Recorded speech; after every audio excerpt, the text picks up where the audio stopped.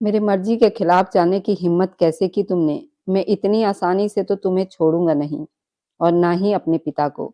तुम्हें ऐसे परेशान कर दूंगा कि तुम सोच भी नहीं सकती हो। और अपने पिता को बिजनेस में इतना नुकसान पहुंचाऊंगा कि वो मुझसे माफी मांग लेंगे। आभा का दिल बुरी तरह से कांप उठा था। उसने दोनों हाथ खुद में समेट लिए थे, जैसे खुद को बचाने की कोशिश कर रही हो।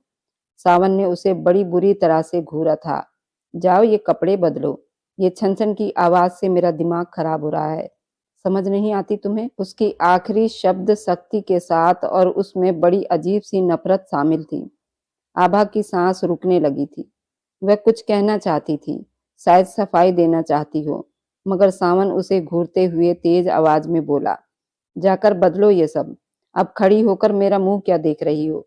ये कहते ही वह उसके बाजू को सख्ती से थाम गया। उसे ड्रेसिंग रूम के तरफ धकेलने लगा था। आभा के कदम कांप रहे थे, आंखों से आंसू बह रहे थे।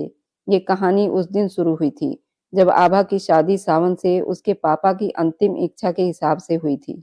सावन राजपाल का इकलौता संतान था। राजपाल के कई लड़कियां थी। राजपाल ने अपनी सारी लड़कियों को ब्याह दिया था। उनका इकलौता संतान अभी कमारा था, लेकिन उनके साथ जो हादसा हो गया था, उस हादसे ने उन सबको हिलाकर रख दिया था। राजपाल यादव के दोस्त की मृत्यु हो गई थी। ये दोनों दोस्त आपस में इस दोस्ती को रिश्तेदारी में बदलने वाले थे, लेकिन अचानक ही उनके दोस्त अरविंद की मौत हो गई थी, और उस मौत ने सबको हिलाकर रख दिया था। उनके दोस्त ने मरते मरते अपनी बेटी का हाथ सावन के हाथ में देने का वादा किया था, और आज उसी वादे को उन लोगों ने निभाया था। और हॉल में बैठकर सभी बहुत परेशान थे और सावन का इंतजार कर रहे थे। सोफे पर बैठे कब से ये दोनों बातें कर रहे थे। जब दरवाजे पर किसी की आने की आहट हुई तो वे दोनों बाप बेटे एक दूसरे को बड़ी आश्चर्य से देखने लगे। अगले ही पल दरवाजा खुला था और जो सामने से चलकर लंबे लंबे कदम बढ़ाता सावन अंदर आया। कोट पैंट पहने इतना हैंडसम उसे देखकर मालूम हो रहा था कोई बहुत ही ज़्यादा सीरियस मिशन पर काम कर रहा हो। हाथ में मोबाइल, आंखों में वही पुराना जिद भरा हुआ था। उसने बिना पैर छुए, बिना कोई बात किए सोफे पर जाकर बैठ गया था। जैसे उसे यहाँ आना तो पड़ा है, मगर दिल अभी तक दरवाजे पर खड़ा झिझक रहा हो। राजपाल ने अपने मूंछों को तेजी से ताव दिया और उसके तरफ देखते हुए बड़े ही सावधान शब्दों में बोले थे, तुम्हें आधा घंटा पहले बुलाया था। उनकी आवाज़ भारी थी मगर कंट्रोल में थी। यहाँ पर मीटिंग कब की खत्म हो चुकी है, तुम अब आ रहे हो। ऐसी मीटिंग रखने की ज़रूरत ही क्या थी?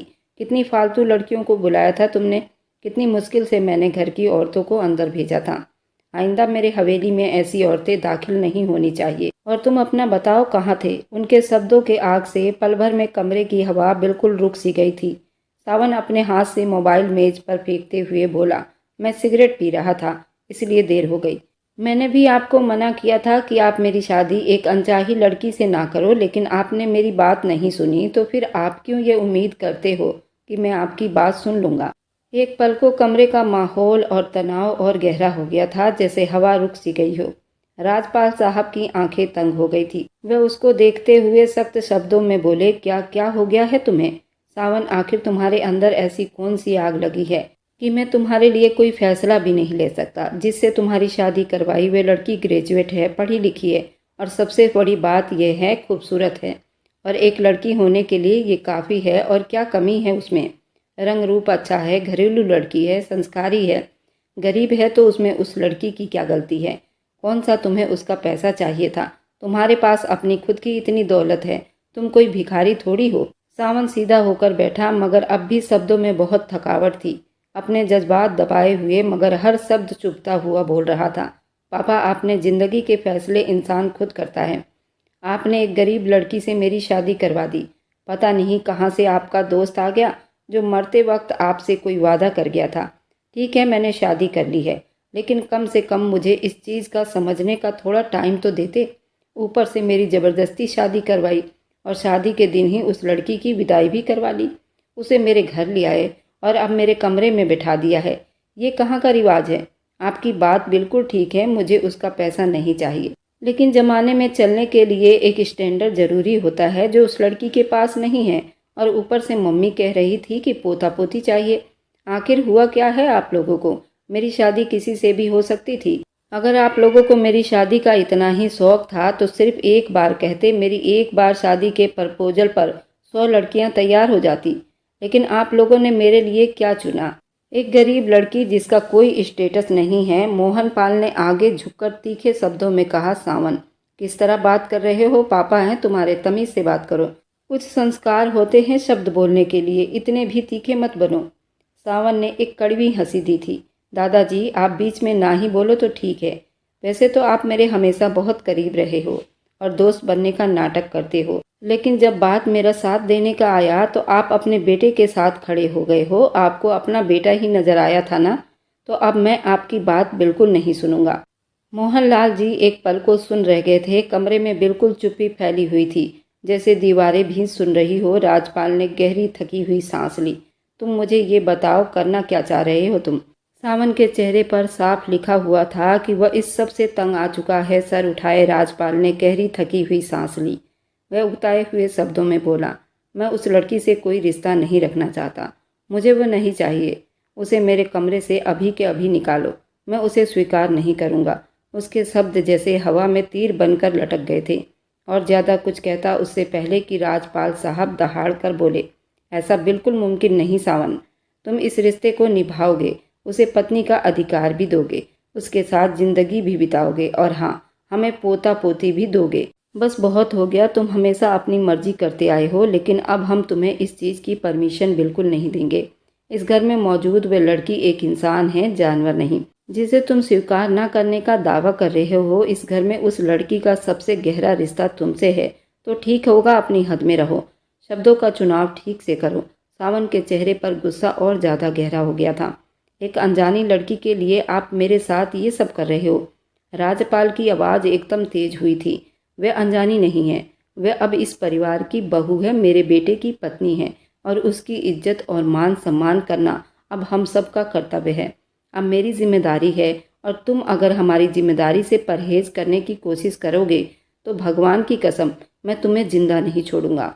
सावन की आंखों में पल भर में हैरानी दिखाई दी थी, जैसे पहली बार उसे हकीकत के बीच वजन महसूस हुआ हो। मगर अगले ही पल वह डर कर पीछे हट गया था। राजपाल हाथ उठाकर गुस्से से बोले, अब जाओ यहाँ से सावन। अभी मेरे गुस्से की हद तुम नहीं जानते हो। मैं तुम्हारा बाप हूँ और रिश्तों को कैसे जोड़कर रखा जाता है ये भी मुझे बहुत अच्छे तरीके से आता है। कमरे में एक भारी चुप्पी उतर आई थी। सावन ने अपने माँ की आंखों में कुछ पल घूर कर देखा। गुस्से, बेबसी, चोट, सब कुछ इकट्ठा था। फिर वह बेआवाज उठ खड़ा हुआ, अपना मोबाइल जेब में डाला और बिना कुछ शब्द कहे दरवाजे की तरफ बढ़ गया था। कमरे से जाते हुए सब उसके पीठ को देखते रह गए, मगर कदमों का बोझ था। दरवाज़ा हल्की सी आवाज़ के साथ बंद हुआ। हॉल के सोफे पर सिर्फ बड़े बूढ़ों की गहरी सांसों की आवाज़ रह गई थी। दूसरी तरफ उसके कमरे में मध्यम सुनहरी रोशनी जल रही थी, जैसे किसी ने अंधेरा पूरा ख़त्म करने की हिम्मत नहीं की हो। पर्दे आधे खुले थे। मौसम बिल्कुल अपने सुनहरा रंग दिखा रहा था। सिर्फ बाहर की चुप्पी महसूस हो रही थी। कमरे के बीचों बीच बेड के किनारे पर आभा चुप से बैठी थी। रेड कलर के लहंगे में उंगलियां आपस में दबोच रखा था। आंखें झुकी हुई थी, सांस बेकाबू और दिल ऐसे धड़क रहा था जैसे वह किसी नामालूम फैसले के इंतजार में बैठी हो। वह गरीब नहीं थी, मगर हालात ने उसे बेहद छोटा बना दिया था, मजबूर बना दिया था। शादी के टाइम भी उसके दिल में अजीब सा डर पैदा हो रहा था। अब उस अजनबी कमरे में बैठे उसे अपना जिस्म भी अजनबी लग रहा था। कुछ पलों के बाद अचानक दरवाज़ा पूरी तरह से खुला था। 2 कदमों की तेज चाप एक साथ अंदर आई थी। आभा चौंक कर सीधी हो गई थी। सावन की मौजूदगी महसूस करते ही वह खुद में सिमट गई थी। दरवाजे पर सावन खड़ा था, चेहरा बिल्कुल गुस्से में लाल था। आंखों में बेकाबू गुस्सा दिखाई दे रहा था। वह कुछ पल तक बस उसे घूरता रहा, जैसे उसकी मौजूदगी वह अपने कमरे में बर्दाश्त नहीं कर पा रहा हो। फिर एकदम उसकी आवाज़ तेज दहाड़ की तरह कमरे में फैली थी। किसके परमिशन से तुम मेरे बेड पर बैठी हो? क्या मैंने तुम्हें यहाँ बैठने की परमिशन दी थी? आभा बुरी तरह हड़बड़ा गई थी। हाथ कांपे थे, दिल जैसे सीने से बाहर आने को था। सावन एकदम अंदर आया। आंखों में और ज़्यादा गुस्सा उभर गया। जवाब दो, क्या मैंने तुम्हें कहा था इस कमरे में आने के लिए? क्या तुमने मुझसे पूछा था? उसके शब्द कमरे के दीवारों से टकराकर वापस कमरे में ही गूंज रहे थे। आभा धीमी कांपती हुई आवाज़ में बोली, आपकी माँ ने मुझे यहाँ पर लाकर बिठाया था। बिल्कुल चुप, आवाज़ ना आए तुम्हारी। आज तुम यहाँ तुम्हारे पिता के वादे के चक्कर में हो। मरते मर गया और तुम्हें मेरे सर पर लाद गया, इसलिए मेरे सामने जुबान खोलने से पहले 100 बार सोचना होगा। सावन उसकी बात काटते हुए जोर से बोला, अब उतरो जल्दी से मेरे बिस्तर से, मेरा बिस्तर तुम्हारी वजह से गंदा हो जाएगा। आभा डरती हुई जल्दी से खड़ी हो गई। उसके कदम लड़खड़ाए मगर खुद को संभाल लिया था। सावन धीरे धीरे उसकी तरफ बढ़ा, जैसे हर कदम उसके सब्र को और ज़्यादा खतरनाक बना रहे हों। सावन उसे ऊपर से नीचे तक निहार रहा था, फिर तेज शब्दों में बोला, अगर तुम्हारे दिमाग में झूठ का ख्याल आ रहा है कि मैं तुम्हें पत्नी का अधिकार दूंगा, तो अभी ये बात अपने दिमाग से बिल्कुल निकाल दो। तुम मेरे लिए सिर्फ इस घर की नौकरानी हो, इससे ज़्यादा तुम्हारी मेरी नज़र में कोई औकात नहीं। मैं तुम्हें इस घर में सिर्फ एक नौकरानी से बढ़कर कुछ नहीं समझूंगा। ये भी तुम पर मेरी मेहरबानी होगी। मेरा बस चले तो मैं अभी के अभी उठाकर यहाँ से बाहर फेंक दूँ। तुम इस कमरे के लायक नहीं। आभा की आंखें भर आई थी मगर वे कुछ बोल ना सकी। सावन की आवाज़ और गुस्से में हो गई थी। कान खोल कर सुन लो, मैं जो कह रहा हूँ तुम्हें वही करना पड़ेगा। मेरे हर काम करने पड़ेंगे, मेरे कपड़े प्रेस करना, मेरे जूते पॉलिश करना, वक्त पर खाना बनाना। सुबह जब मैं उठूँगा तो मेरे साथ कमरे से बाहर निकलोगी। अपनी मर्जी से अकेले गई तो हड्डियाँ तोड़ दूंगा तुम्हारी, समझ आई? मुझे तुम्हारी तरफ से कोई शिकायत नहीं चाहिए। इस घर में आई हो तो मुझे भी फ़ायदा पहुंचाओ। आभा डरे हुए शब्दों में बोली, मैंने कुछ नहीं किया, मेरी इसमें क्या गलती है? आप मेरे साथ ऐसा क्यों कर रहे हैं? वे और ज़्यादा कुछ कहती इससे पहले ही वह उसकी बात काटते हुए बोला, मेरे सामने ज़्यादा ड्रामा मत करना। मेरे सामने तुम्हारी ये ड्रामाबाजी बिल्कुल काम नहीं आने वाली। सावन की आवाज़ और ज़्यादा तेज हो गई थी। बहुत शौक था ना तुम्हें अपने पिता के वसीयत से शादी करने का, तो बताता हूँ कि सावन क्या चीज़ है। जिस भी चीज़ में मेरी मर्जी शामिल नहीं हो तो सामने वाले को जिंदा नहीं छोड़ता, मौत की वादियों तक पहुँचा देता हूँ। मेरे मर्जी के खिलाफ जाने की हिम्मत कैसे की? मैं इतनी आसानी से तो तुम्हें छोड़ूंगा नहीं, और न अपने पिता को। तुम्हें ऐसे परेशानी दूंगा कि तुम सोच भी नहीं सकती हो, और अपने पिता के बिजनेस में इतना नुकसान पहुंचाऊंगा कि वो मुझसे माफ़ी मांग लेंगे। आभा का दिल बुरी तरह से कांप उठा था। उसने दोनों हाथ खुद में समेट लिए थे, जैसे खुद को बचाने की आखिरी कोशिश हो। सावन ने उसे बड़ी बुरी तरह से घूरा था। जाओ ये कपड़े बदलो, ये छन छन की आवाज़ से मेरा दिमाग खराब हो रहा है। समझ नहीं आता तुम्हें? उसने आखिरी शब्द सख्ती के साथ और बड़ी अजीब सी नफरत शामिल थी। आभा की सांस रुकने लगी थी। वह कुछ कहना चाहती थी, शायद सफाई देना चाहती हो, मगर सावन उसे घूरते हुए तेज आवाज़ में बोला, जाकर बदलो ये सब। अब खड़ी मेरा मुंह क्या देख रही हो? ये कहते ही वह उसके बाजू को सख्ती से थाम गया। उसे ड्रेसिंग रूम के तरफ धकेलने लगा था। आभा के कदम कांप रहे थे, आंखों से आंसू बह रहे थे। 2 कदम आगे संभली, फिर धीरे से ड्रेसिंग रूम की तरफ बढ़ गई थी। दरवाज़ा बंद होने की हल्की आवाज़ के साथ पूरा कमरा जैसे ठंडा पड़ गया था। बाहर सावन के अंदर का सारा गुस्सा अभी भी दहकते अंगारों की तरह जल रहा था। वक्त धीरे धीरे बीत रहा था। कुछ देर के बाद बाहर आई। सावन औंधे मुंह गिरा हुआ था, नींद में जा चुका था। आभा चुपके से उसके बगल में जाकर सो गई थी। एक पल के लिए सावन की आंख खुली तो मगर वह नज़रअंदाज किए सोता रहा। अगली सुबह का सूरज पूरा निकल चुका था। सबने जल अर्पण कर लिया था, लेकिन सावन के कमरे में अभी वही सारे अंगारे जल रहे थे। उसके कमरे में सुबह की नरमी हल्की रोशनी फैली हुई थी। खिड़की के किनारों से धूप अंदर झांक रही थी, मगर हवाओं में बिल्कुल चुप्पी थी, जैसे पूरी दुनिया रुक सी गई हो। आभा की आंख धीरे से खुली। उसका जिस्म थकावट से चूर था। वह दिमाग में रात के शब्द अब तक तीर बनकर चुभ रहे थे।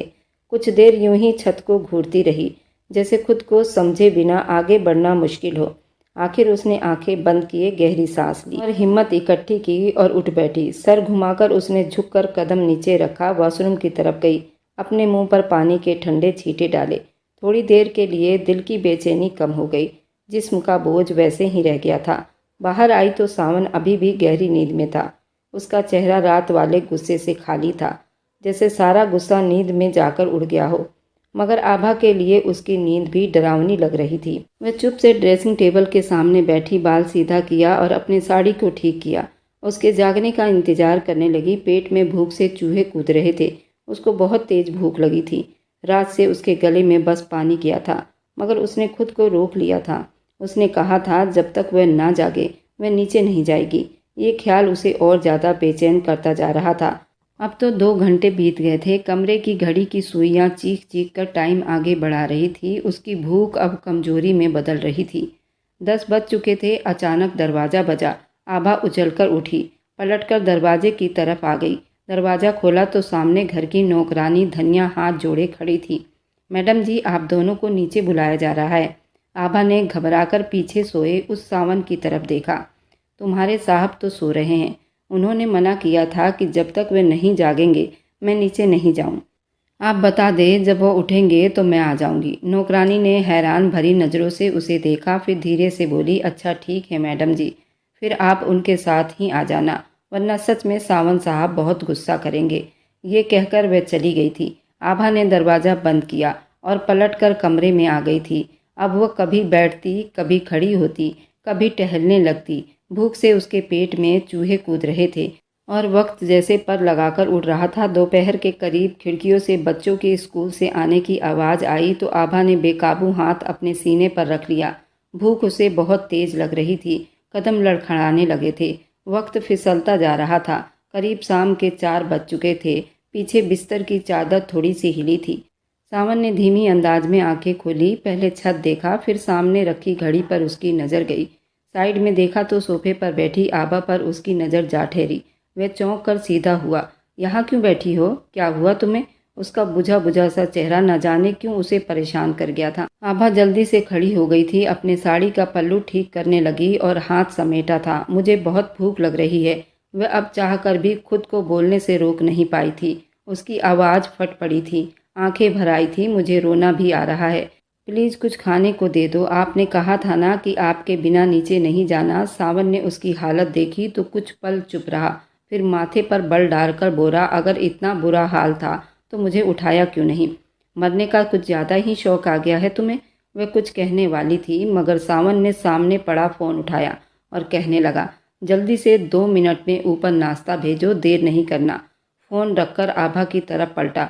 उसकी कांपती आवाज़ निकल रही थी। वह ठीक से बात नहीं कर पा रही थी। मेरे सामने ये गरीबों वाली हरकत मत किया करो। न जाने क्यों अचानक ही उसको फिक्र सताने लगी थी। आभा जल्दी सर झुका गई थी। जी मैं बस डर गई थी। रात को आप बहुत गुस्से में थे। सावन बड़ी गुस्से से सांस छोड़ी थी, जैसे उसकी वजह उसे और ज़्यादा बुरा लगा हो। बस अब ये ड्रामा बंद करो। वह कमरे के दरवाजे की तरफ बढ़ा, दरवाज़ा खोला और बोला, मेरे कपड़े निकाले हैं या नहीं? आभा धीरे से बोली, जी रखे हुए हैं वॉशरूम में। आपकी एक ड्रेस है, कोट पैंट। बिना कुछ कहे कपड़े उठाता अंदर चला गया। दरवाज़ा धीमी आवाज़ से बंद हुआ। आभा वहीं खड़ी रह गई। भूख, कमजोरी और चुप्पी के बीच में लटक रही थी। वो पूरी तरह सांस नहीं ले पा रही थी। कुछ पल के बाद ही कमरे का दरवाज़ा बज उठा था। उसने दरवाज़ा खोला तो सामने नौकरानी खड़ी थी। हाथ में खाने के ट्रे लिए थी। वह खाना अंदर रखकर चली गई थी, जबकि वो बिना कुछ भी कहे सीधा खाने की मेज की तरफ चली गई थी। चुपचाप खाना खाने लगी थी। वह चाहकर भी इंतजार नहीं कर पाई थी। वक्त धीरे धीरे बीतता जा रहा था।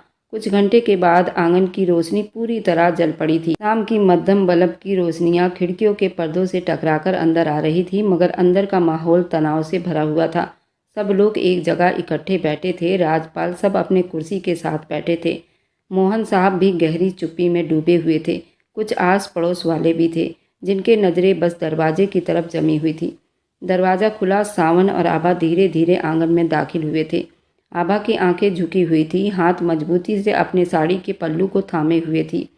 सावन बिल्कुल सीधा गर्दन किए गुस्से वाली अंदाज में बोला, उसे अभी किसी बात की परवाह नहीं है। उन्होंने वहां बैठे सभी को प्रणाम किया। एक तरफ सोफे पर बैठ गए थे। कुछ पल सब लोग चुप रहे। फिर राजपाल साहब अपनी सख्त आवाज़ में बोले, इतनी देर से क्यों जागे हो? तुम इस मासूम लड़की को भी अपने कमरे में फंसा दिया था और अब नाश्ता करके आ रहे हो। इंसानियत तुम्हारे अंदर से कहाँ गई? तुम इंसान हो या जानवर? कोई टाइम टेबल है या नहीं? या इंसानियत ही तुम्हारे अंदर से मर गई है? शाम के 4 बजे तुम नाश्ता कमरे में मंगवा रहे हो, जबकि नौकरानी बता रही थी तुम्हारी पत्नी सुबह के 8 बजे से जागी हुई है और तुमने उस पर हुक्म चलाया था कि तुम्हारे बिना कमरे से बाहर नहीं निकलेगी। पागल हो तुम?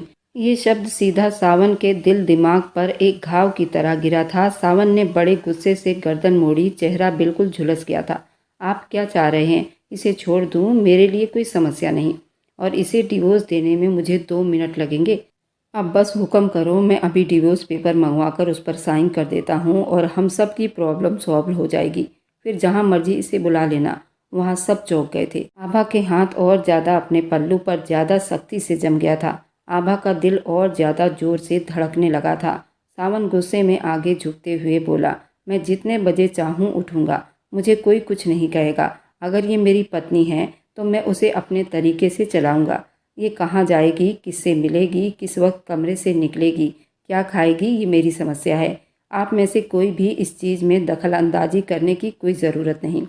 हर शब्द में उसके जहर भरा हुआ था और ज़्यादा बोलने लगा। शाम को 8 बजे ये कमरे से बाहर निकलेगी, पूरा दिन भूखी रहेगी, प्यासी रहेगी, मुझे परवाह नहीं। ये मेरा फैसला है और उसमें किसी को भी बोलने की ज़रूरत नहीं और ना ही और कुछ बर्दाश्त करूँगा। कमरे की हवा जैसे पल भर को रुक सी गई थी। राजपल ने उसे ऐसी नज़रों से देखा जैसे गुस्से से ज़्यादा दुख था। इतना मत उड़ो कि बाद में तुम्हें खुद ही पछताना पड़े। वह भी इंसान है, कोई जानवर से तुम्हारी शादी नहीं करवाई गई। सावन, होश में तो हो, क्या हो गया है तुम्हें? सावन ने जल्दी उलझे हुए शब्दों में बोला था। पापा और ज़्यादा कुछ कहता इससे पहले कि राखी देवी तेजी से बोली, बस बहुत हो गया। राजपाल जी, आप चुप हो जाइए। और तुम, सावन के तरफ उंगली उठाकर बोली, ये किस तरीके से बात कर रहे हो अपने पिता से? चुप हो जाओ अभी के अभी। अब मैं तुम्हारी और ज़्यादा बातें बर्दाश्त नहीं करूँगी। तुम्हें इस तरह अपने पिता का अपमान नहीं करना चाहिए। ये पहली बार था किसी ने उसके गुस्से पर डायरेक्ट रोक लगाई थी।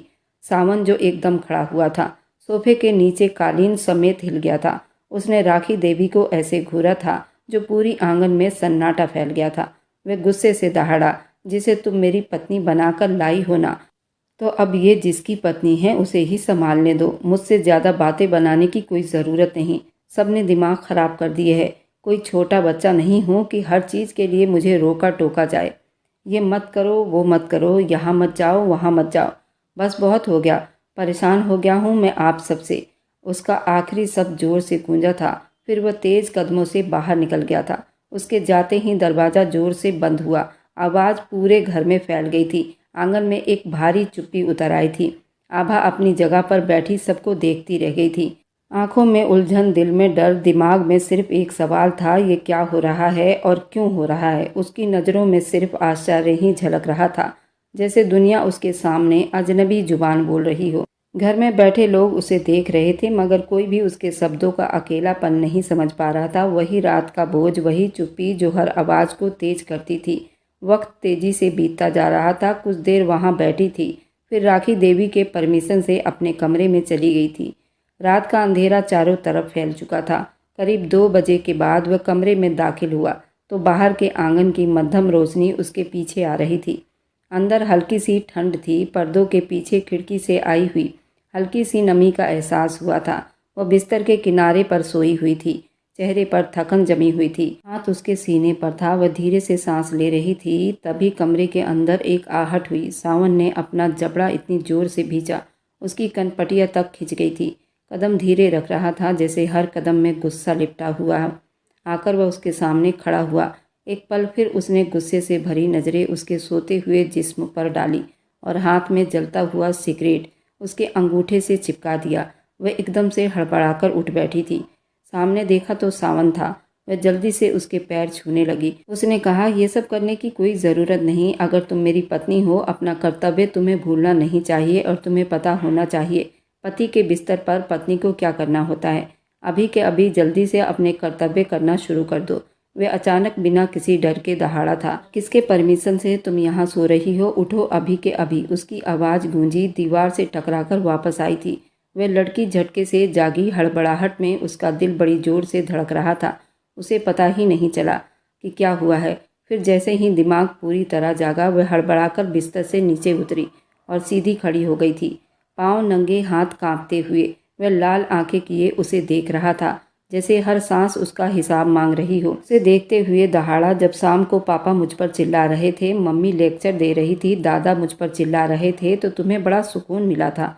तुमने मेरे कमरे की बातें वहाँ तक क्यों पहुँचाई?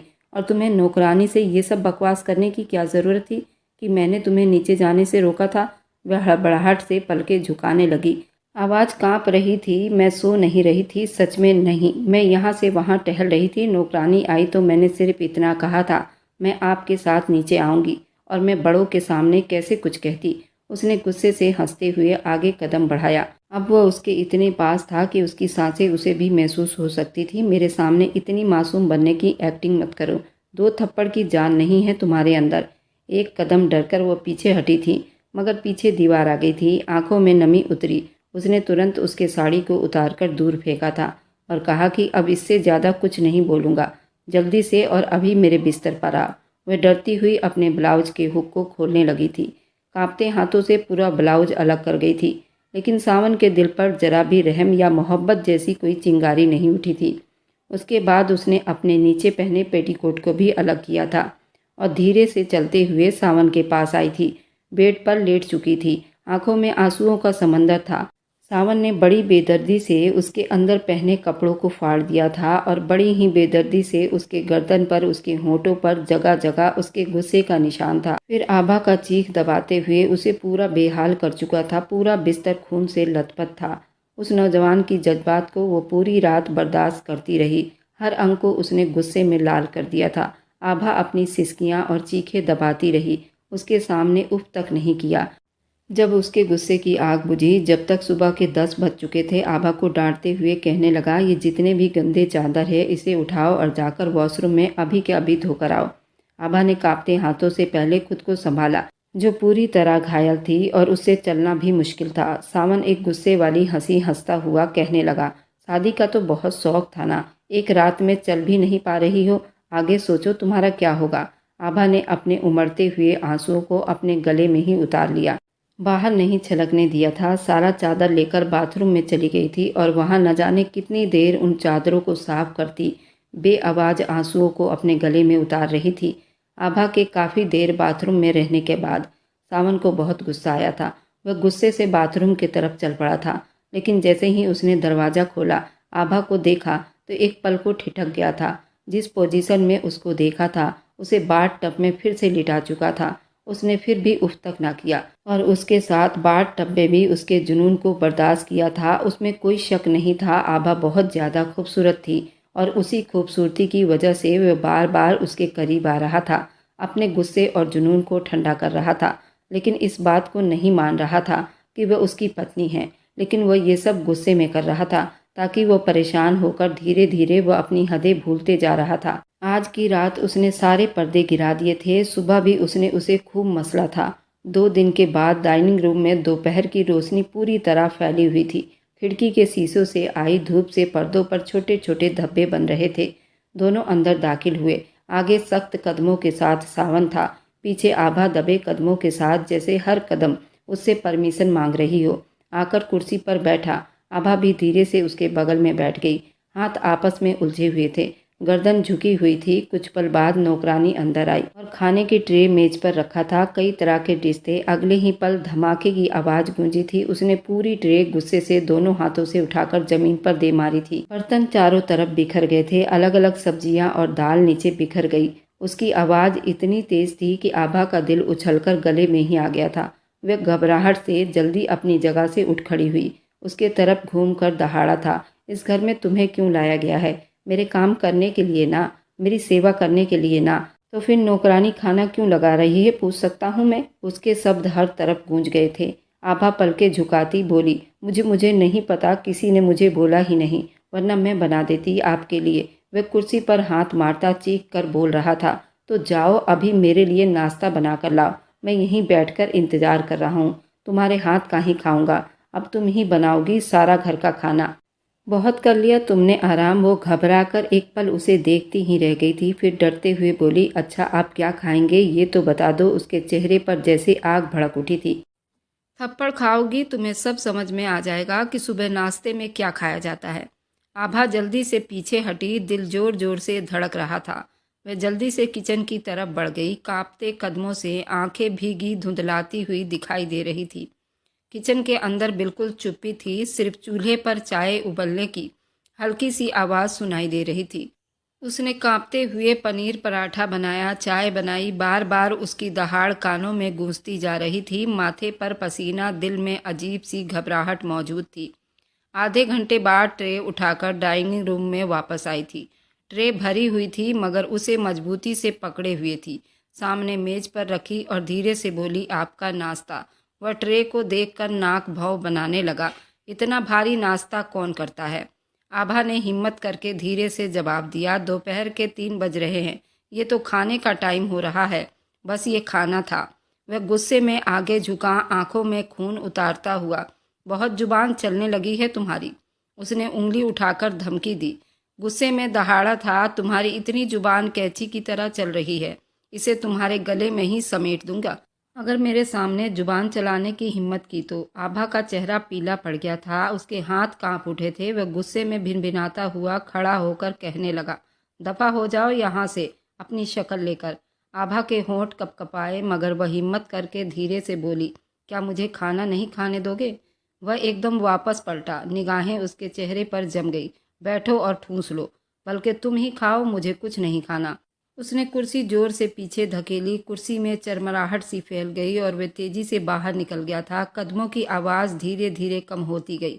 आभा कुछ पल तक दरवाजे की तरफ देखती रही, उसकी पीठ पर नज़रों को गाड़े रोती रही। फिर वह धीरे से कुर्सी पर बैठ गई। हाथ अभी तक उसके कांप रहे थे। सामने पनीर, पराठा, चाय, सब में से भाप उठ रही थी मगर उसके अंदर जैसे कुछ टूट सा गया था। उसने छोटे छोटे निवाले मुंह में डालने की कोशिश की मगर उसके गले में ही अटक रहा था। उसकी आंखों से आंसू बेआवाज़ बह रहे थे।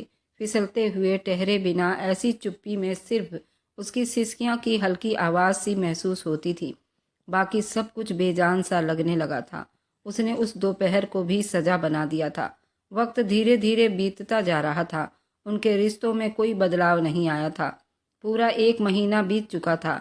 रात गहरी हो चुकी थी। कमरे की मध्यम पीली लाइट सोफे के किनारों पर हल्की सी चमक डाल रही थी। सावन सोफे के एक तरफ टेक लगाए बैठा था। लैपटॉप की स्क्रीन उसके चेहरे पर रोशनी फैला रही थी।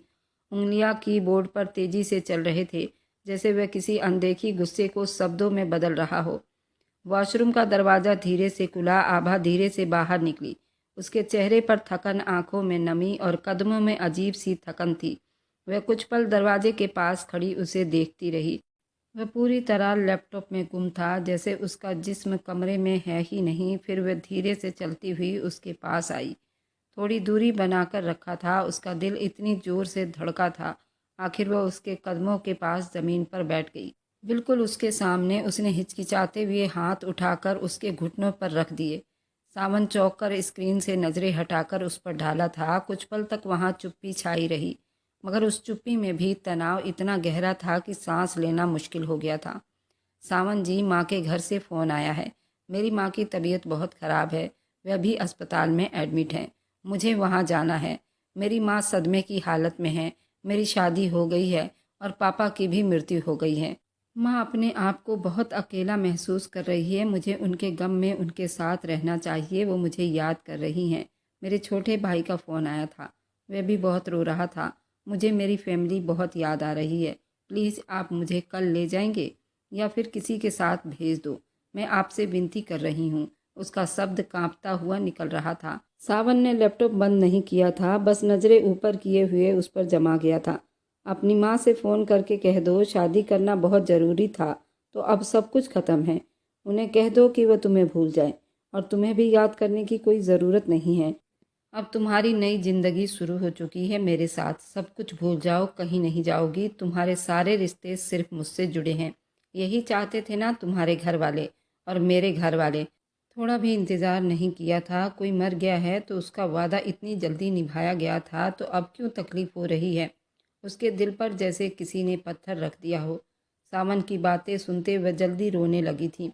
ऐसा अत्याचार मत करो, वह मेरी फैमिली है। मैं आपकी हर बात मानती हूँ, जो आप कहते हैं वह करती हूँ। प्लीज़ मुझे जाने दीजिए। मैं ऐसा कैसे अपने घर वालों से रिश्ता तोड़ सकती हूँ?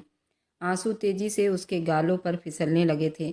हाथ जो उसके घुटने पर रखे थे अब कांपने लगे थे। सावन की आंखों में एक अजीब सा ठहराव था। तुम्हें पता है, उसने मगर काट खाने वाले शब्दों में कहा, ज़बरदस्ती के रिश्ते अगर बांध दिए जाए तो वह इसी तरह गुंजल हो जाते हैं। फिर वह कभी भी नहीं संभलता। वह पल भर को रुकी, सांस बिल्कुल थम सी गई थी।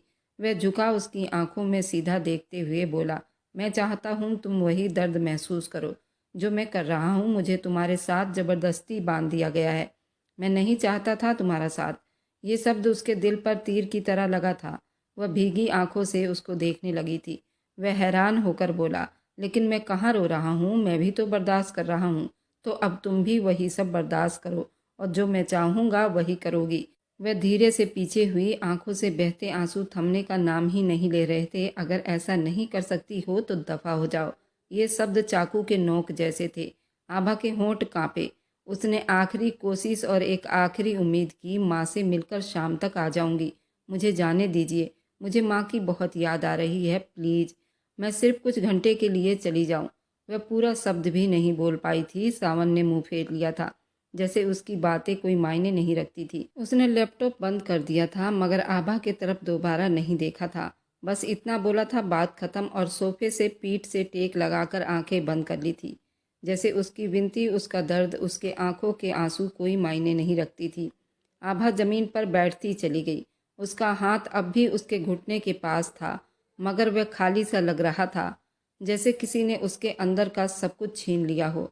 वक्त धीरे धीरे बीतता जा रहा था। अगले दिन लाख कोशिश के बावजूद उसको लेकर नहीं गया था। एक हफ्ते के बाद अस्पताल के कॉरिडोर और फिनाइल की तेज बदबू और मशीनों की बीब उसके कानों और नाकों में समा रही थी।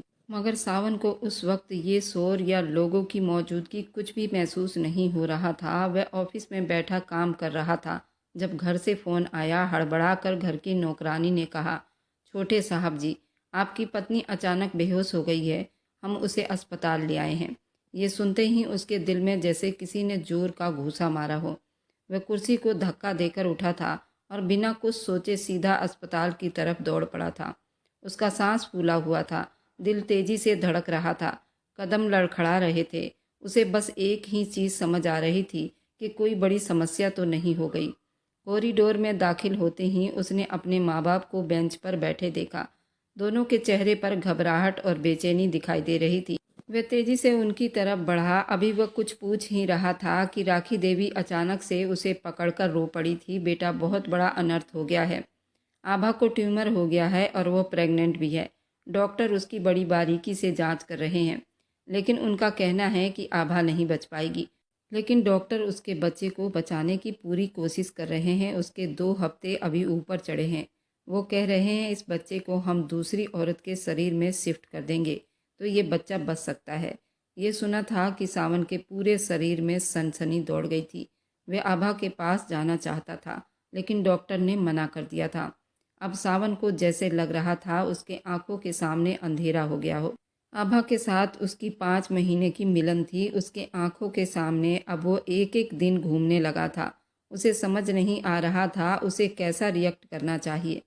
अस्पताल के बेंच पर अपनी माँ राखी देवी के सामने बैठकर बड़ी जोर से रोने लगा था और कहने लगा, ये सब कुछ मेरी वजह से हुआ है। मैं कभी आभा को समझ नहीं पाया था। वे लड़की बहुत अच्छी थी। मेरे बच्चे को आखिर कौन अपने पेट में रखकर उसे बड़ा करेगा। मैं अपने बच्चे को बड़ा होता देखना चाहता हूँ। मैं उस बच्चे को कभी खोना नहीं चाहता, चाहे कितना भी खर्च हो जाए। वह अब आभा को भी नहीं खोना चाहता। सब ने उसको रोका, लेकिन वह डॉक्टर के पास भागता हुआ उनसे माफ़ी मांगने लगा था। अपनी पत्नी आभा को बचाने के लिए डॉक्टर से विनती करने लगा था। डॉक्टर ने उसे माफ़ी मांग ली थी। उसने कहा कि बस बच्चे को बचाने की कोशिश कर सकते हैं, लेकिन माँ को किसी भी तरह से बचाया नहीं जा सकता। उनका ट्यूमर लास्ट स्टेज पर पहुंच चुका है। वह अस्पताल के बेंच पर बैठकर दहाड़े मार रहा था, अपने सर के बालों को नोच रहा था। उसकी हालत बहुत बुरी हो गई थी। आभा की माँ और उसकी फैमिली भी अस्पताल पहुंच चुकी थी। उनकी हालत भी बहुत ख़राब थी। उनके घर में जैसे मातम सा फैल गया था। सबको आभा को लेकर बहुत चिंता हो रही थी। ये सब कैसे हो गया? पीछे से नर्स ने आवाज़ दी, आपको डॉक्टर बुला रहे हैं। सावन और उसके माँ बाप सभी डॉक्टर के पास आ गए। डॉक्टर ने कहा, सिर्फ सावन को और आभा के माँ को हमारे पास रहने दीजिए और आप सभी लोग बाहर जा सकते हैं, हमें कुछ बात करनी होगी। तब डॉक्टर ने बताया कि हमें जल्द से जल्द आभा के शरीर से उस छोटे से बच्चे को अलग करना होगा, नहीं तो इन्फेक्शन उसको भी लग सकता है। अभी तो बच्चा बिल्कुल ठीक है और बिल्कुल स्वस्थ है। आभा के शरीर में ट्यूमर कई जगह पर है। अभी बच्चेदानी के एरिया में ट्यूमर नहीं आया है, तो हम चाहते हैं ऑपरेशन के जरिए वो बच्चा निकाल लेंगे और आप लोगों को अभी इंतज़ाम करना होगा। कि उस बच्चे को किस औरत के बच्चेदानी में शिफ्ट करना है। सावन आश्चर्य और लाचारी से आभा की माँ के तरफ देखने लगा था। आभा की माँ ने तुरंत कहा, अगर आप बुरा न मानो तो मेरी एक भतीजी है जिसके माँ बाप नहीं हैं और अभी मैं ही उसका खर्चा उठा रही हूँ।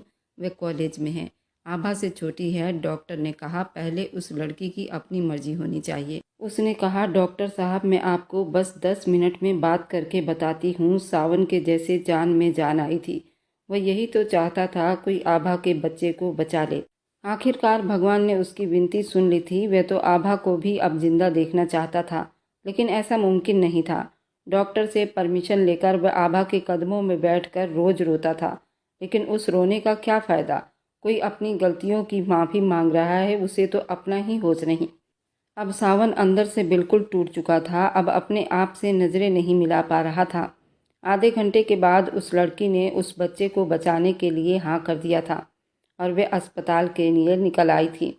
उसका नाम श्रद्धा था। श्रद्धा आभा के घर वालों की बहुत आभारी थी। उसको बचपन से उन लोगों ने पाला था, तो उनका छोटा सा काम था, तो वह किसी भी हाल में अपना कर्तव्य उसको करना था और इसलिए उसने हाँ कर दी थी। सवाल था कि वह कंवारी थी। अब एक बच्चा होने के बाद उसकी शादी में दिक्कत आती तो आभा की माँ ने ये बात पहले ही क्लियर कर दिया था कि क्या उसकी शादी की जिम्मेदारी आप लोग उठा पाएंगे। सावन ने तुरंत हाँ कही और कहा कि वह लड़की जो भी कहेगी मैं वह कर सकता हूँ। अगर वह लड़की आगे पढ़ना चाहेगी तो मैं उसे पढ़ाऊँगा। अगर वह शादी करना चाहेगी तो मैं उसकी शादी की जिम्मेदारी लूँगा। आभा अस्पताल में 3 महीना मौत और ज़िंदगी की लड़ाई लड़कर हार चुकी थी। आज सावन पर जैसे बिजली गिरी थी।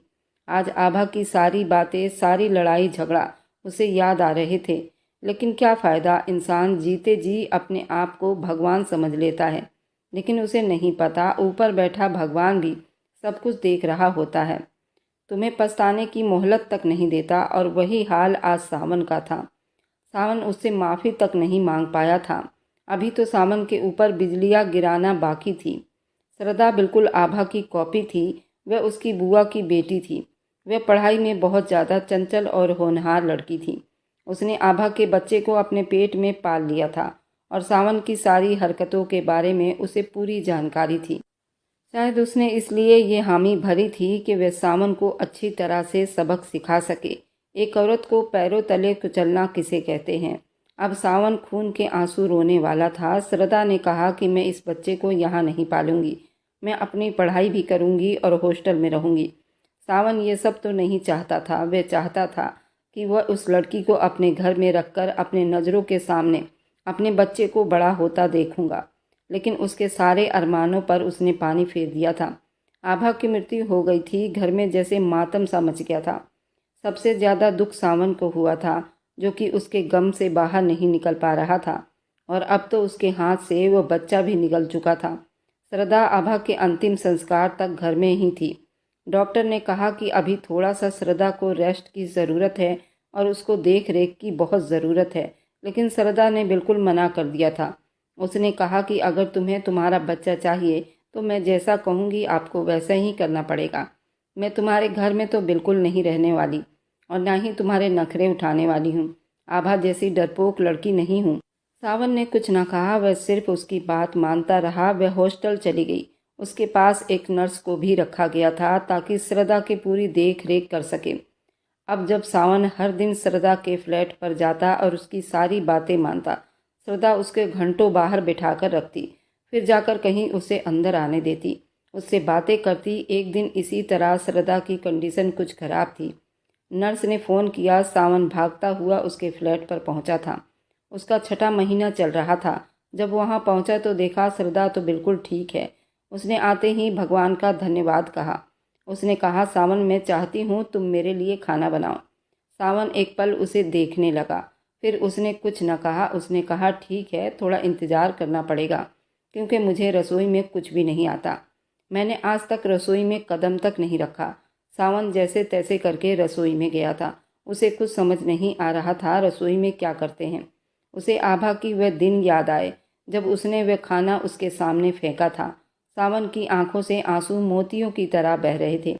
मोबाइल से देखकर खाना बनाया, सरदा के लिए लेकर गया था। सरदा ने खाने को देखते ही मुंह बनाया था, ये कैसा खाना है, इसमें तो कोई स्वाद नहीं है। तुम कैसे इस बच्चे की परवरिश कर पाओगे जिसे खाने का टेस्ट ही नहीं पता कैसा होता है। सावन चुप हुआ था, वह उसके कदमों के पास बैठ गया था। सरदा, मैंने कभी रसोई में काम नहीं किया है। मेरे तो नौकर चाकर एक आवाज़ मारो तो कितने काम कर जाते हैं, तो सिर्फ इस बच्चे के लिए ये सब कर रहा हूँ। और क्या कर सकता हूँ, मैं तुम्हारे लिए बाहर से ऑर्डर कर देता हूँ। उसने कहा कि कोई ज़रूरत नहीं, मैं बाहर का खाना नहीं खाती हूँ। मेरे सेहत पर भी और बच्चे के सेहत पर बुरा असर पड़ेगा। तो मैं बस तुम्हें देखना चाहती थी, तुम अपने बच्चे के लिए कितना सीरियस हो। वैसे तुम एक अच्छे पिता बन सकते हो, तुम्हारे अंदर वह क्वालिटी है। सावन चुपचाप उस खूबसूरत सी लड़की को देखता रहा, कहने लगा, मेरी तारीफ करने के लिए धन्यवाद। तो हमेशा तुम्हारा आभारी रहूँगा। तुम मेरे बच्चे को अपने कोख में पाल रही हो, उससे बड़ी बात और क्या हो सकती है। मैं अपने हर पापों का पश्चाताप करना चाहता हूँ। आबा ने मुझे इंसान बनना सिखाया है, मैं इस प्रक्रिया में अभी भी लगा हुआ हूँ। आज तुमने कह दिया कि मैं एक अच्छा पिता बन सकता हूँ, शायद भगवान मेरे पश्चाताप को स्वीकार कर रहे हैं। सावन सरदा को डॉक्टर के पास ले गया था। डॉक्टर ने बच्चे की और उसकी सेहत अच्छी बताई थी। सावन उसे लेकर फ्लैट पर आया था। उसका सरदा के पास रुकने का मन था, लेकिन सरदा ने कहा कि तुम जा सकते हो, मेरे पढ़ाई में डिस्टर्ब होगा। सरदा ने कहा कि मेरे साथ और भी स्टूडेंट यहाँ पढ़ाई करने आते हैं। सावन ने तुरंत कहा, क्या तुम्हारे लड़के भी दोस्त हैं? सरदा ने तुरंत कहा, क्यों, लड़का और लड़की में क्या फ़र्क है? पढ़ाई करते हैं, लड़का भी दोस्त हो सकता है, लड़की भी दोस्त हो सकती है। आप ऐसा क्यों पूछ रहे हैं? कहीं आप मेरे लाइफ में ज़्यादा इंटरफेयर तो नहीं कर रहे? सावन चुप हुआ था। नहीं, बस मैं तुम्हारी सेफ्टी के लिए कह रहा था। सरदा ने एक गुस्से वाली हंसी अपने चेहरे पर सजाकर कहा, तुमसे ज़्यादा बुरा इंसान कोई नहीं हो सकता। जो अपनी पत्नी को पत्नी नहीं समझता हो, उसे तो अपने स्टेटस से मतलब है। सावन का सर जैसे झुका था, ऐसा लग रहा था वह तुरंत वहाँ से गायब हो जाए। उसने श्रद्धा से माफ़ी मांग ली और कहा, सॉरी, मुझसे गलती हो गई, मैंने तुम्हें तकलीफ़ पहुँचाई। आगे से मैं ऐसा कुछ नहीं कहूँगा, इस चीज़ का ध्यान रखूँगा। श्रद्धा ने कहा, मैं जवान हूँ, मैं अपनी मर्जी की मालिक हूँ, मैं अपना डिसीजन खुद ले सकती हूँ। आपको हर मामले में दखल अंदाजी करने की कोई ज़रूरत नहीं है। सावन अपने फ्लैट से चला आया था। अब उसे रह रह कर सारी बातें याद आती थी, जो भी उसने आभा के साथ किया था। आभा तो उसके दिल से कभी नहीं गई थी। आखिर वह दिन भी आ गया था जब सरदा ने उसके प्यारे से बेटे को जन्म दिया था। सावन पूरी तरह बदल चुका था। वह पहले वाला सावन बिल्कुल भी नहीं था। सरदा की ग्रेजुएशन भी पूरी हो गई थी।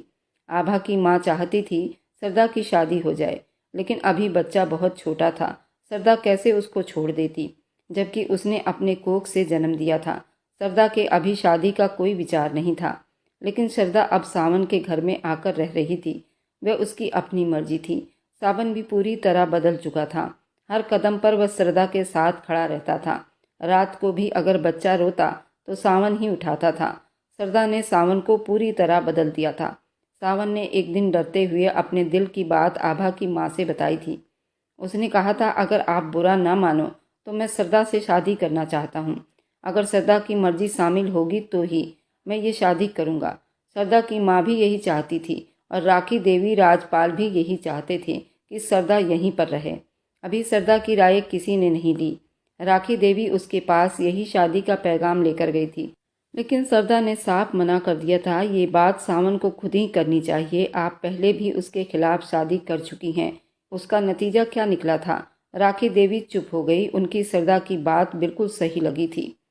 सरदा की माँ राखी देवी ने कहा, सावन भी यही चाहता है। सरदा ने साफ शब्दों में कहा, अगर चाहता है तो मेरे सामने आकर वह मुझसे मेरा साथ मांगे, शायद मैं इस चीज़ के लिए सोचूंगी। वैसे सावन को तो 1000 लड़कियां मिल जाएंगी, उसके पास पैसा है, हैंडसम है, जवान है, लेकिन शायद मुझे लगता है कि सावन अब पूरा बदल चुका है। आभा की मृत्यु ने उसे पूरा बदल कर रख दिया है और सावन हमेशा अपने बेटे के साथ ही नजर आता था। जब भी वह ऑफिस से आता तो घंटों वह उसको खिलाता था। रात को भी हमेशा उसका ख्याल रखता था।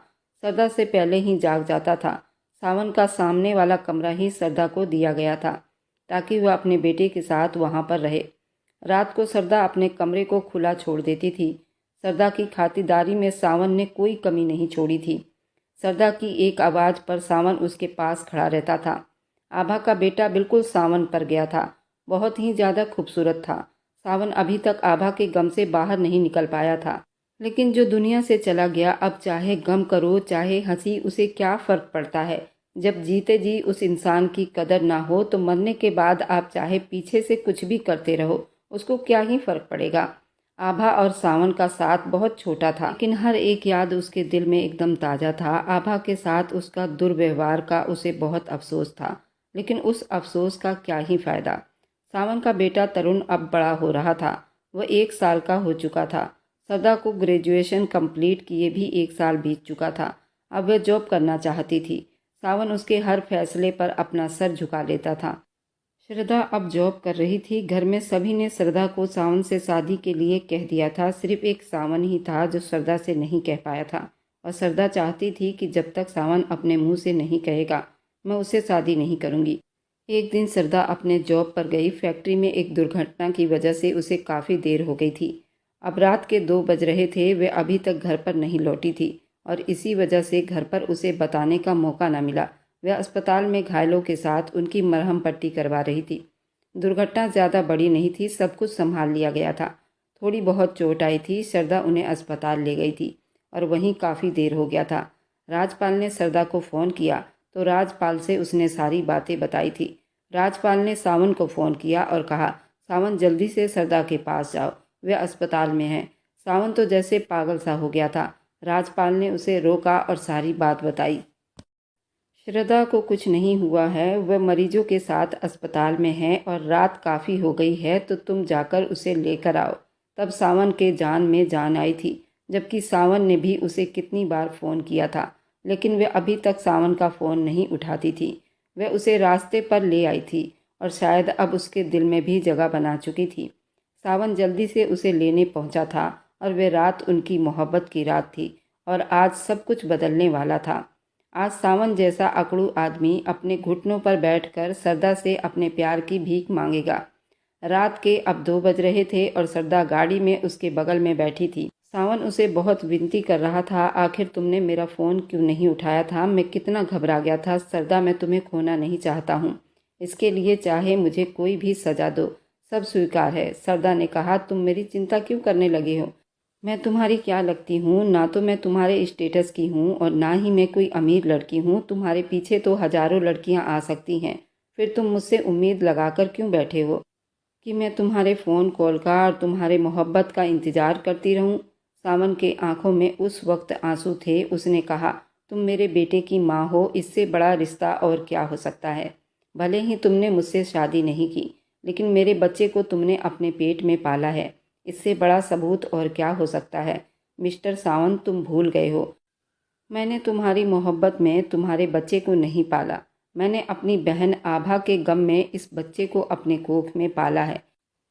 तो मिस्टर सावन, मुझ पर तुम्हारा कोई अधिकार नहीं है और ये फालतू इमोशनल बातें करने की कोई ज़रूरत नहीं है। तुम तो बहुत बड़े आदमी हो। सावन ने एक झटके से गाड़ी को रोका और श्रद्धा के पैरों में गिरकर रोने लगा। मैं बहुत बुरा इंसान हूँ श्रद्धा, आज मुझे पता चला है और मैं अपनी सारी गलतियों को स्वीकार करता हूँ और मैं तुम्हें खोना नहीं चाहता। श्रद्धा भी उससे मोहब्बत करने लगी थी, लेकिन उसकी औकात दिखानी बहुत ज़रूरी थी। इंसान अपने कर्म से छोटा बड़ा होता है, ना कि पैसों से। सावन उसे देखता ही रह गया था। सावन ने कहा, मैं तुम्हारा ज़िंदगी भर इंतज़ार कर सकता हूँ। मुझे तुम्हारे अंदर आभा दिखाई देती है। अगर मैं तुमसे शादी करूँगा तो अपनी सारी गलतियों को सुधारने का मौका मिलेगा और शायद तुम मेरी सारी गलतियों को बताती रहोगी। श्रद्धा, तुम मुझसे शादी कर लो। मैं तुम्हारा दूसरा पति बनने के लिए तैयार हूँ। तुम जिससे मोहब्बत करती हो उससे भी शादी कर सकती हो। श्रद्धा ने उसे घूरती हुई नज़रों से देखा। तुम्हें कैसे पता मैं किसी और से प्यार करती हूँ? सावन ने कहा, मैं तुम्हारे बारे में नहीं जानता। अगर कोई तुम्हारे दिल में हो तो तुम उससे भी शादी कर सकती हो। मुझे कोई एतराज़ नहीं। मैं एक नया इतिहास लिखूंगा।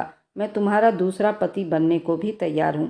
एक मर्द के लिए ये बहुत बड़ी बात होती है। समाज में हमेशा ही आदमी 2 या 3 शादियाँ कर लेता है और वह अपने दोनों पत्नियों को रखना चाहता है, लेकिन मैं इस इतिहास को बदल दूंगा।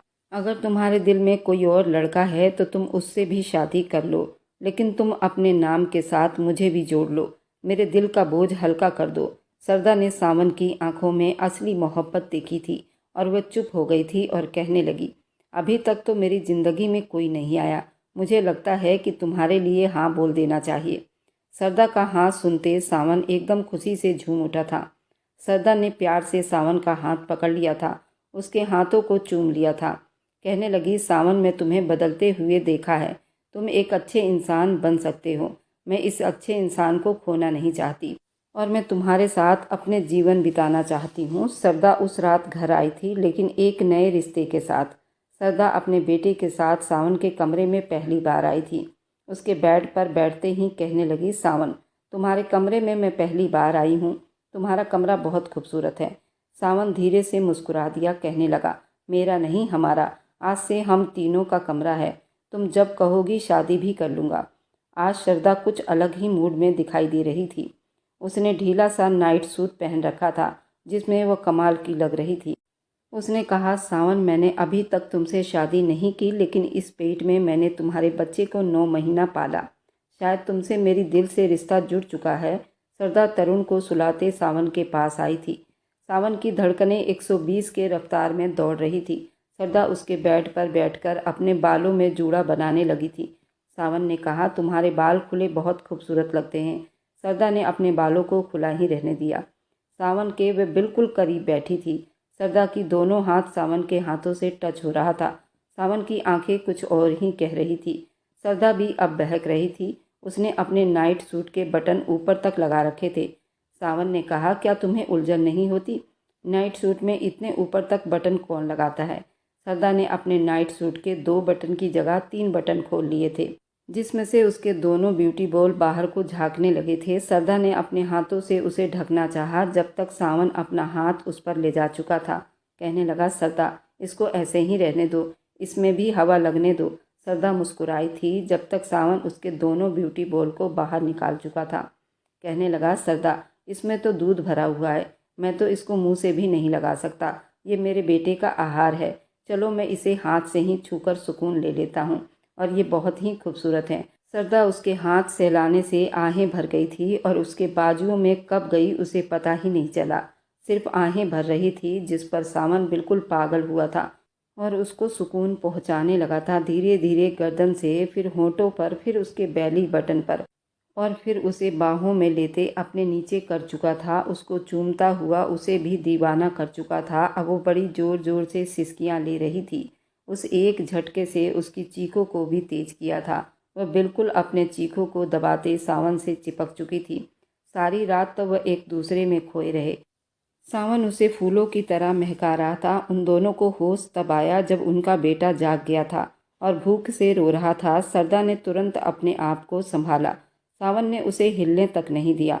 उसने कहा कि नहीं, तुम्हारी अभी कंडीशन ठीक नहीं, तुम यहीं पर सो, मैं यहीं पर तरुण को लेकर आता हूँ। सरदा ने अपने ऊपर कंबल ओढ़ लिया और अपने बेटे तरुण की भूख मिटाई। सावन उन दोनों को चाहत की नज़रों से देख रहा था। तरुण दोबारा सोया तो फिर से सावन उसे फूलों की तरह गोद में लेते उसके होठों को चूम रहा था और उसे कहने लगा, कल ही हम दोनों शादी कर लेते हैं। सरदा ने अपनी हंसी दबाई और कहने लगी, देखो मैं दुनिया की पहली औरत हूँ जो पहले तुम्हारा बच्चा पैदा किया और उसके बाद सुहागरात मनाई, और अब सुहागरात के बाद शादी होने जा रही है। ये सब कुछ उल्टा ही हो रहा है। और ये कहते हुए सावन के सीने से जा लगी थी। सावन ने तुरंत राजपाल के पास फ़ोन किया और कहा, पापा कल मेरी और सरदा की शादी का फंक्शन रखो, कल मैं सरदा से शादी कर रहा हूँ।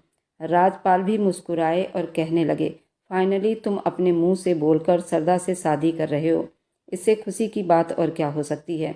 राजपाल और मोहनलाल दोनों मिलकर जल्दी जल्दी फ़ोन मिलाने लगे, रिश्तेदारों को इनवाइट करने लगे। बड़े ही साधारण तरीके से उन दोनों की शादी हो गई।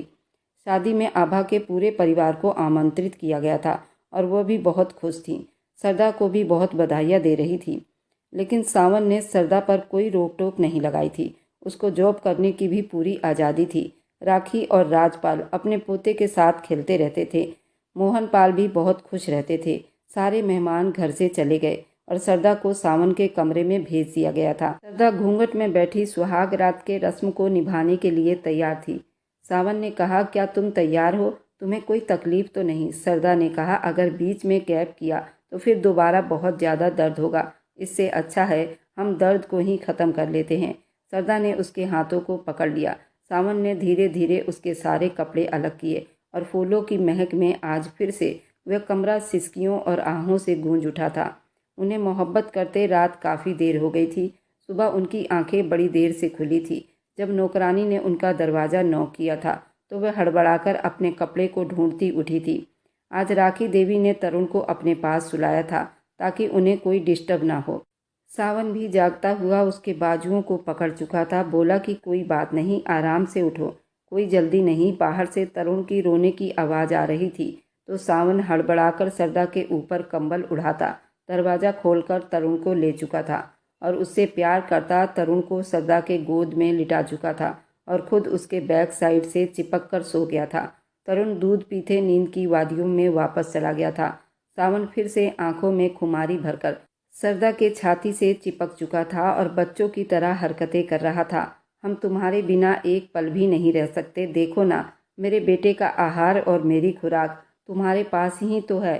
हम तुम्हें छोड़कर कहाँ जाएंगे? सरदा ने मोटी सी आंखें घुमाकर सावन के गालों को काट लिया था। तुम दोनों के बहुत नखरे हैं। बस बहुत हो गया, मुझे नहाने दो। वह बिन कपड़ों के बिस्तर से उठती बाथरूम में घुस गई थी। सावन आह भरकर बिस्तर पर अपने बेटे के साथ ही लेटा रहा। सावन और सरदा के शादी को अब 1 महीने बीत चुके थे। सरदा को खाना हजम नहीं हो रहा था। वह पलटियां कर रही थी। सरदा ने डॉक्टर से चेक कराया तो उसका शक सही निकला था। वह प्रेग्नेंट हो गई थी। अब तरुण भी 2 साल का हो गया था। सरदा अपने जिस्म से पूरी स्ट्रांग थी। डॉक्टर ने उसकी सेहत और बच्चे की सेहत बिल्कुल नॉर्मल बताई थी। सावन का कहना था, अगर तुम दूसरा बच्चा पैदा नहीं कर सकती हो तो इसका अबॉर्शन करवा दो। सरदा गुस्सा हो गई थी। उसने कहा, नहीं, मैं अपने इस बच्चे को भी पाल लूँगी। घर में फिर से एक बार खुशियाँ उमड़ आई थी और सरदा ने 9 महीने के बाद एक प्यारी सी बेटी को जन्म दिया था। सावन की फैमिली अब कंप्लीट हो चुकी थी। उसके पास एक बेटा और एक बेटी दोनों थे। अब उसकी फैमिली कंप्लीट हो चुकी थी। सरदा उसी तरह अपना जॉब करती रही। उसकी कोई रोक टोक नहीं थी। घर में बच्चे आया और दादा दादी संभालते थे। सावन और सरदा की मोहब्बत दिन ब दिन और दुगनी होती जा रही थी। अगर आज की कहानी आपको अच्छी लगी है तो आगे की और आने वाली सारी दिलचस्प रोमांटिक कहानियों के लिए मेरे चैनल को लाइक और सब्सक्राइब करते जाएं।